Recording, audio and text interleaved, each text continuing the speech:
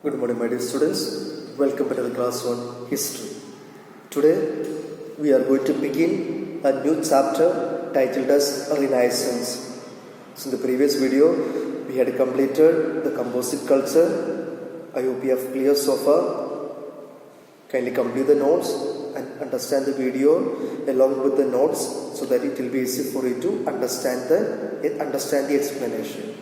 Today, we are going to begin another topic. Another chapter titled as Renaissance.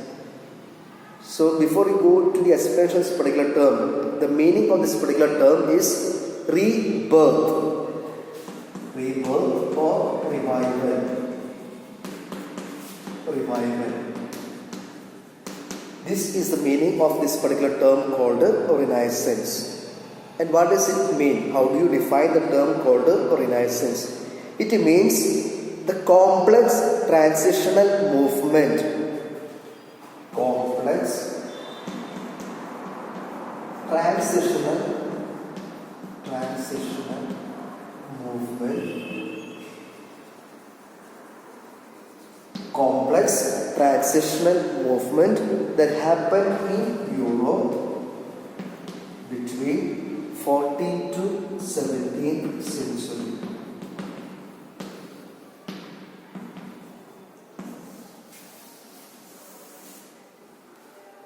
It is a very complicated change that happened. Transition means a change that happens in Europe between 14th to 17th century. So it is a complicated change that has happened from 14th to 17th century. And what are the changes that happened? It is a revival of freedom to think and to act. Freedom to think and act without being controlled by external agency. Which means with this particular transition, with this particular change, what happens is that you are free to think and act without being controlled by another person, without being controlled by external agency or external power. Next one, revival of the study of ancient Roman and Greek classics. Roman and Greek classics. People began to study Roman and Greek classics. Next one, disintegration of feudal system in Europe, which means the collapse of a feudal system that was existing in Europe. The last one, beginning of new social and economic order in Europe. So these are the things that you need to remember when I say there was complex transitional movement in Europe. With this particular transition, with this particular change, these are the things that happened, which means people were free to think and act without being controlled by another person. People began to study the Roman and Greek classics, the disintegration, the collapse of a feudal system existing in Europe, and the beginning of new social and economic order. That is the introduction. Now there are 5 different causes. The different causes of Renaissance. And there are 5 of them. The capture of Constantinople, decline of feudalism, new trade routes, spirit of inquiry, invention of printing press. These are the causes, or these are the things that made something called a Renaissance possible. So there are 5 of them: capture of Constantinople, decline of feudalism, new trade routes, spirit of inquiry, and invention of printing press. So we'll take the first one today, that is capture of Constantinople.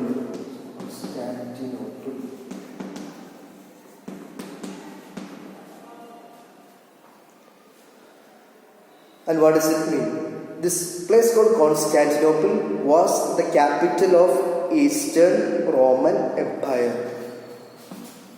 Capital of Eastern Euro-Eastern Roman Empire.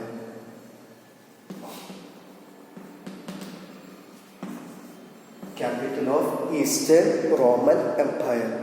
And it was a center of Greek and Roman culture. Valuable manuscripts of Greek and Roman writers were in this particular place. So it was the capital of Eastern Roman Empire. It was a center of Roman and Greek cultures. And there existed valuable manuscripts of Greek and Roman writers. But what happened? 1453, Constantinople fell into the hands of Turks. Or Turks captured the place called Constantinople. And what happened? The Roman and Greek scholars were shifted to Rome. Till now they were in Constantinople, but once it fell into the hands of the Turks, these Roman and Greek scholars were shifted to the place called Rome, and Rome became the center of Greek culture. Till then it was Constantinople, but with Turks capturing the place called Constantinople, the Roman and the Greek scholars fled to Rome, and Rome became the center of Greek culture. And these scholars who fled the place were very geniuses and men of liberal outlook. They had the feelings of humanism, and they had this so-called logical thinking. And they began to spread their new ideas and new spirit all over the world. And with this particular entry of all these scholars, it revived the interest in people. Which means people began to have interest in the study of Greek philosophy, science, art and architecture, literature, learning of Greek classics. This is what happened with the fall of Constantinople. With the fall of Constantinople, the Roman and the Greek scholars fled to Rome, and Rome became the center of Greek culture. And the scholars were very genius people, men of liberal outlook, had the feelings of humanism, had logical thinking, and they began to spread their new spirit and ideas. And with the work done by the scholars, people began to have interest in the study of Greek philosophy, science, art and literature, and learning of Greek classics. This is what you mean by the term called capture of Constantinople. Okay. Now, what is the next cause? The next cause is the decline of feudalism. Decline of feudalism.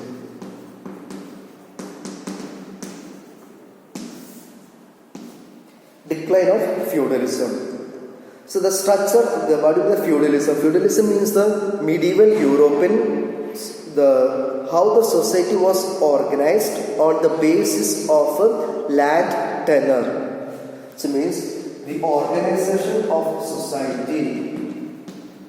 Organization of society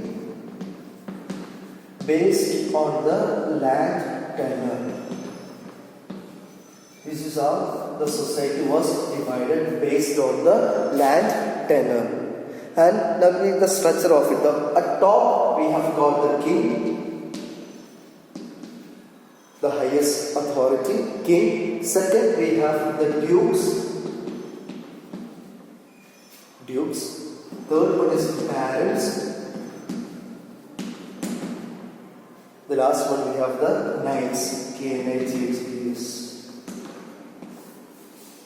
This was a structure of society at that time. King at the highest, down we have dukes or earls, then we have got the barons, last we have got the knights. And the king provided the estates to the dukes. Okay? And the dukes, and what did they do? The dukes gave the land to the barons. The last we have the knights, they are the lowest category. So the dukes will be faithful to the king, the barons will show their faithfulness to the duke. Last we have got the knights at the lowest category. So this is how the structure happens. King, the dukes, barons and the knights. And the dukes are faithful to the king, the barons are faithful to the dukes, and last we have got the knights, they are the lower category. So the king gave the estates to the duke provides the land to the barons, and the barons provide military support to the duke. So this is what happens here. The king provides estates.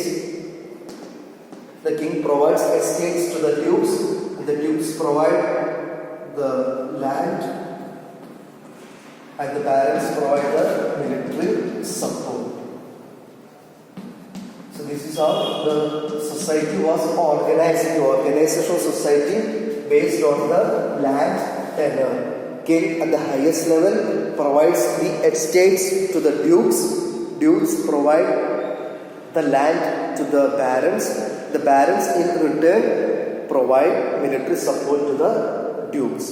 Last we have got the knight, the lower category. Now, with this particular structure, there was no scope, there was no chance for social mobility and progress. Okay. So this is a structure and nobody could change, nobody could make any change in this particular structure. There was no chance for a social progress, and they opposed, this particular structure was opposed to the freedom and equality of rights. But with the decline of feudalism in the 13th and the 14th centuries, there began the rise of free thinking,